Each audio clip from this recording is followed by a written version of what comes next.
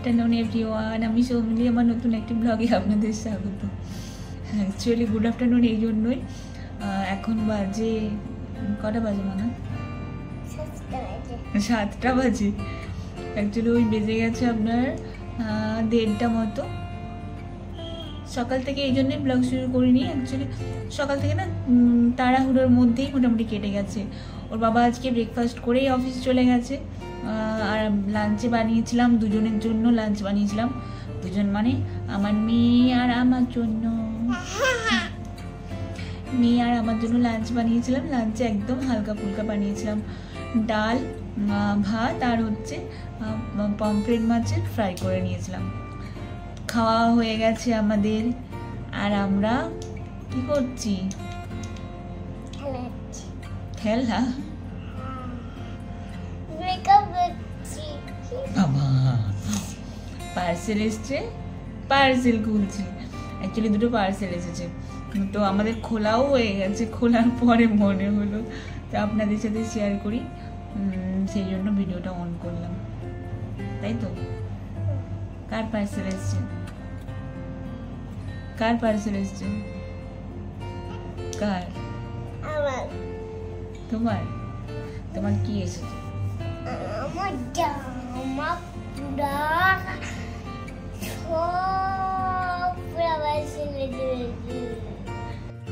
চলুন তাহলে আপনাদেরকে দেখিয়ে দিই এই আমার নায়িকা থেকে আজকে কি কি এসেছে, তারপর আমি দেখাবো মেন হচ্ছে কি জামা নিয়েছি।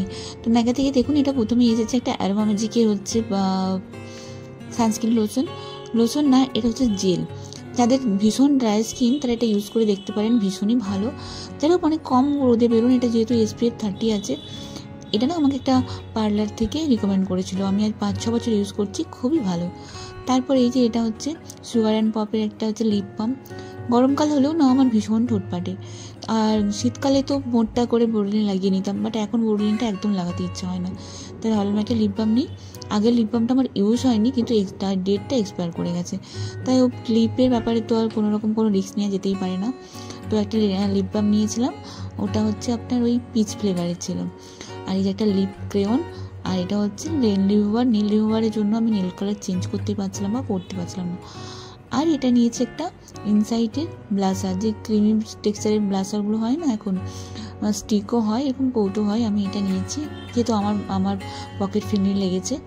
আর ইনসাইটের আমি এখন অনেক কিছু ইউজ করছি, আপনাদেরকে আগে মেকআপ ভিডিওতে আপনাদের বলেওছি, বাট এটা আমি প্রথমবার নিলাম, খুবই ভালো, আপনারা ট্রাই করতে পারেন।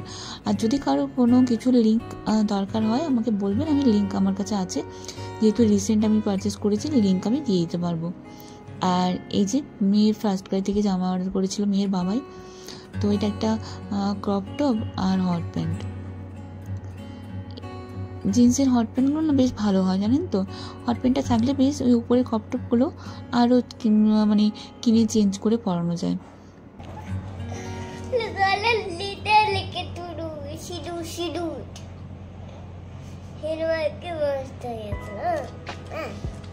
হারিয়েছে একটা হট প্যান্ট, হারিয়েছে একটা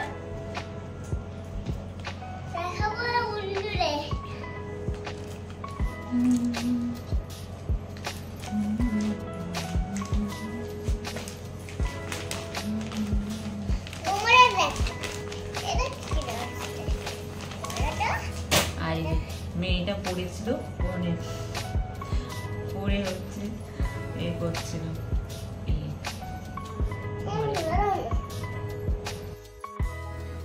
কালকে মেয়ের দুধটা খায়নি, তো অনেকটা দুধ বেঁচেছিল, তো কী করবো ভেবে খুঁজে পাচ্ছিলাম না। তো তারপরে দুধটা যখন গরম করতে গেলাম, ভাবলাম যে একটুখানি ছানা বানিয়ে নিই। তো দুধের মধ্যে বাড়িতে ভিনিগারও ছিল না, ওই একটু লেবু কেটে দিতেই ছানা হয়ে গেল। তো এই দেখুন দুটো রসগোল্লা হয়েছে ওইটুকু দুধে। তারপর কি রাত্রেবেলা কর্তামশাই ফিরে এসছে, সাথে নিয়ে এসছে চিকেন।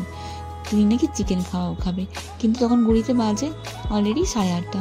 তো আমি কখন ম্যারিনেট করবো আর কখন কাবাবটা বানাবো, তো সেই জন্য ভাবলাম যে না, আজকে চিকেন পপকর্ন বানিয়ে দিচ্ছি।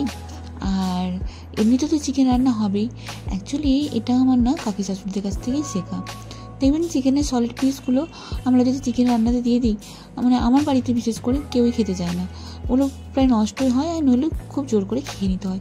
বাট এভাবে যদি চিকেন পকোড়া বা চিকেন পপকর্ন এসব বানিয়ে দেয় না, দেখবেন সলিড পিসগুলো অনায়াসে সবাই খেয়ে নেয় খুব আনন্দের সাথে। তাই ভাবলাম আজকেও সেরকমই একটা কিছু বানাই, তো চিকেন আমি পপকর্ন বানাবো। এটা আমার ইউটিউব দেখেই শেখা। আমি অলরেডি প্রসেস শুরু করে দিয়েছি, তাহলে আপনাদেরকে বলি প্রথম থেকে। দেখলেন প্রথমে আমি চিকেনটা ভালো করে ছোটো ছোটো টুকরো করে নিয়েছি এবং ধুয়ে জল ঝরিয়ে রেখেছিলাম। এবার একটা পাত্রে আমি 2 চামচ দই নিয়েছি, পরিমাণ মতো লবণ দিয়েছি, তারপর চিকেনটা মেখে ঢেকে রেখে দিলাম আলাদা করে 10 মিনিটের জন্য। ততক্ষণ চলুন আমি ব্যাটারটা বানিয়ে নিই। আমি এখানে একটা ডিম নিয়েছি, আপনারা আপনাদের পরিমাণ মতো নেবেন। যেহেতু আমার চিকেনের পরিমাণ একদমই অল্প ছিল, তাই আমি একটাই ডিম নিয়েছি। একটা ডিম নিয়েছি, 2 চামচ আমি নিলাম কর্নফ্লাওয়ার, তারপরে এখানে আমি অ্যাড করে দিলাম 2 চামচ মতো সাদা তেল। তারপর আমি একটা মশলা অ্যাড করবো, যে মশলাটা আমি বানিয়ে রেখেছি আগের থেকে। 1 চামচ নুন, 1 চামচ চিনি, 1 চামচ লঙ্কা গুঁড়ো, 1 চামচ হচ্ছে ব্ল্যাক পেপার, 1 চামচ হচ্ছে চাট মশলা, আর হচ্ছে গোটা গরম মশলা। তারপর মিক্সিতে ভালো করে আমি এটাকে গুঁড়ো করে রেখেছিলাম, সেটাই আমি 2 চামচ অ্যাড করে দিলাম। তারপর এখানে আমি হচ্ছে কাশ্মীরি লাল মির্চ অ্যাড করলাম একটু কালারটা ভালো করার জন্য। তারপর ভালো করে এটা ফেটিয়ে নেবেন। এই দেখুন আমার ব্যাটারটা একদম রেডি হয়ে গেছে। এরপর আমি এখানে অ্যাড করব চিকেনগুলো। ও আরেকটা জিনিস তো বলতেই ভুলে গেছি, যেটা না অ্যাড করলেই নয়, আদা রসুনের পেস্ট। আমি 2 চামচ আদা রসুনের পেস্ট এখানে অ্যাড করে দিলাম। এরপর যে চিকেনগুলো দইয়ের মধ্যে ছাঁচের মধ্যে ডুবিয়ে রেখেছিলাম, সেগুলোকে ভালো করে ছেঁকে তুলে নিতে হবে। কারণ এর মধ্যে জল থাকলে কী হবে বলুন তো, ওই ব্যাটারের মধ্যে দেওয়ার পর অনেকটা জল ছেড়ে যাবে, তাহলে কী হবে মাংসের গায়ে না একদম মশলা লেগে থাকবে না। এরপরে চিকেনগুলো আমি অ্যাড করে দিলাম ব্যাটারটার মধ্যে। তারপর ভালো করে মেখে এটা আপনারা একটু আমার হাতে যেহেতু সময় ছিল না, আমি ওই 15-20 মিনিটের মতোই রেখেছিলাম। আপনারা চাইলে এটা ফ্রিজে 2 ঘন্টা মতো রাখতে পারেন। তারপর এখানে আমি কোটিংয়ের জন্য ময়দাটা রেডি করে নেব। এখানে আমি কোটিংয়ের জন্য নিয়েছি ময়দা, তার মধ্যে আমি মেশাবো হচ্ছে পরিমাণ মতো ব্ল্যাক পেপার, পরিমাণ মতো লবণ, আর যেই মশলাটা আমি মিশিয়ে রেখেছিলাম ওই মশলাটা আপনারা 1 চামচ মতো অ্যাড করে দেবেন। তারপর ভালো করে মিশিয়ে নেবেন।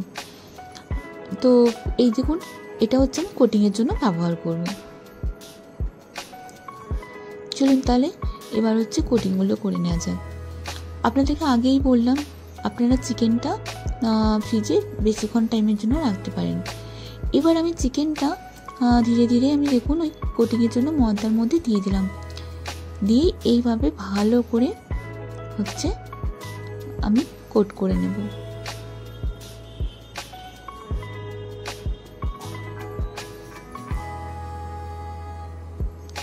আর আমি অলরেডি কড়াই তেল গরম করতে দিয়েই দিয়েছিলাম।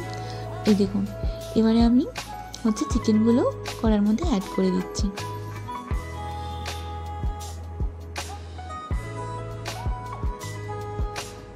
তারপর কি উল্টে পাল্টে ভেজে নিলে চিকেন পপকর্ন একদম রেডি। আমার প্রথমের কড়াইটাতে না একটু বড় বড় চিকেনের পিসগুলো দেওয়া হয়ে গেছিলো, তো একটু যেহেতু আমি মাত্র 10-15 মিনিট হচ্ছে ম্যারিনেট করে রেখেছি, তো একটু ভেতরটাতে না মশলা একটুখানি যেন মনে হচ্ছে কম ঢুকেছে। তো আপনারা চেষ্টা করবেন এটা কিছুক্ষণ ম্যারিনেট করে বেশিক্ষণ রাখার জন্য। আমি একদম অল্প অল্প করে ভাজছি, কারণ দুজনেই তো খাবো, আর ঠান্ডা হয়ে গেলে দেখবেন একদম ভালো লাগে না। আর এটা তো হয়েই এসেছে, চলুন কতমরিচিকে দিয়ে আসি আর রিভিউ নিয়ে আসি, তারপরে এসে আমার বাকি কটা না হয় ভেজে নেওয়া যাবে। আর অলরেডি কড়াই আমি কয়েকটা তুলে দিয়ে তারপরেই যাচ্ছি, ওটা হতে থাক, চলুন দিয়ে আসি। আমি প্রথমবারই ট্রাই করলাম, সত্যি ভীষণ ভালো হয়েছে। আপনারা অবশ্যই বাড়িতে একবার ট্রাই করবেন, আর যদি ট্রাই করে থাকেন তাহলে নিশ্চয়ই আমাকে জানাবেন যে কেমন হয়েছিল। আর এই যে এই কটা আমি আমার জন্য ভেজেছি, চলুন তাহলে আমিও টেস্ট করে দেখি কেমন হয়েছে। আর এই যে আমি একটুখানি যে লাস্টে চাট মশলা ছিল ওটা একটু মিশিয়ে নিলাম, একদমই দোকানের মতো খেতে হয়েছিল। আপনারা অবশ্যই ট্রাই করবেন বাড়িতে। তাহলে ভিডিওটা আজকে এই পর্যন্তই রাখি, দেখা হবে পরের একটা ভিডিওতে। যদি ভিডিও কোনো কিছু ভালো লেগে থাকে তাহলে please like, comment and share করে দেবেন। দেখা হচ্ছে পরের ভিডিওতে। ভালো থাকবেন আর সুস্থ থাকবেন।